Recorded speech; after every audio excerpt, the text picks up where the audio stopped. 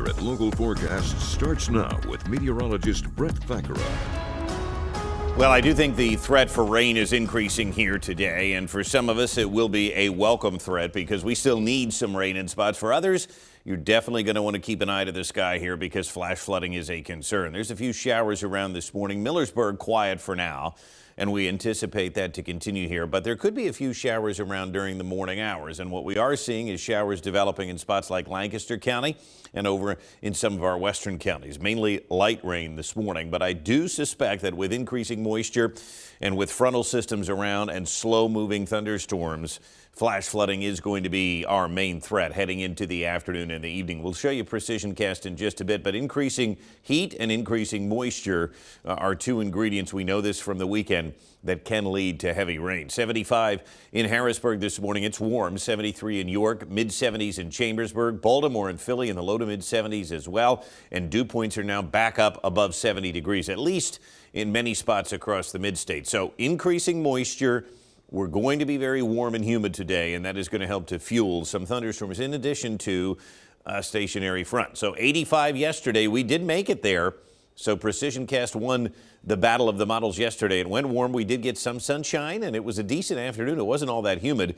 And no rain yesterday gives us a deficit at the airport here officially of 5 inches. Speaking of the airport, here it is, a dry start to the day.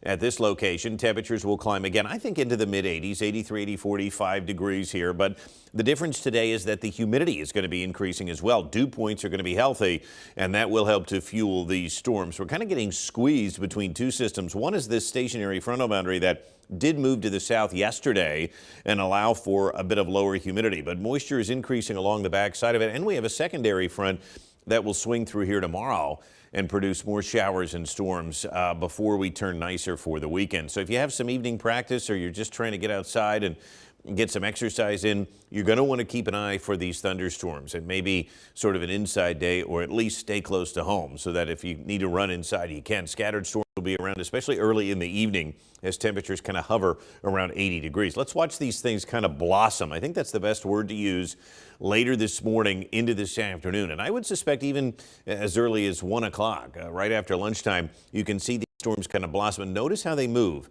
slowly. And still around 6 or 6:30, they're still plaguing the region with isolated heavy rain. So flash flooding is a concern. Now tomorrow, oddly enough, doesn't look as vigorous anymore. I still think there's going to be some showers and storms around, but notice where the big axis of heavy rain is to our south across Towson, Baltimore, and D.C. We still get some showers and storms tomorrow, but perhaps the threat is a little bit less than today. The whole boundary shoves off to the south for the weekend, and we've got some nicer weather waiting for us. So temperatures today should get up into the mid-80s. It's going to be more humid, though, and then dropping to around 70 degrees tonight. More showers and storms tomorrow. It's going to be a warm afternoon with highs getting right back up into the mid-80s. So here's the excessive rainfall threat today from the Weather Prediction Center, and you can see it's mainly right in our area, right along the I-95 corridor. The areas highlighted here in yellow stand the best chance to see flash flooding today. It's not going to be everywhere, but again, isolated areas. Certainly if you had flooding last weekend, you want to pay attention to this. The secondary threat today would again be isolated damaging wind gusts. I think for most of us, this will be beneficial rain, but 1 to 2 inches of it again projected in certain spots could yield some flash flooding. So I do think that is the main threat. Now, the good news is we dry out again heading into the weekend. I think the weekend looks very nice. And notice the prolonged dry stretch we have into next week. The one thing to point out about next week is it's going to get hot again here, at least for a couple of days. Temperatures cool off for the weekend. But look at Tuesday and Wednesday. We're back up into the 90s now. Wednesday especially looks hot. Still not projecting a heat wave, but it does stay warm.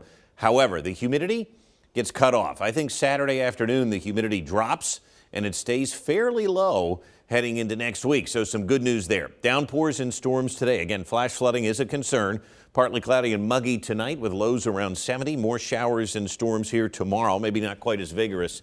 But Allie, the weekend looks nice, less humid. And then we get hot again here heading into the middle part of next week as we get back into the 90s. All right. Thank you, Brett. We'll be right back.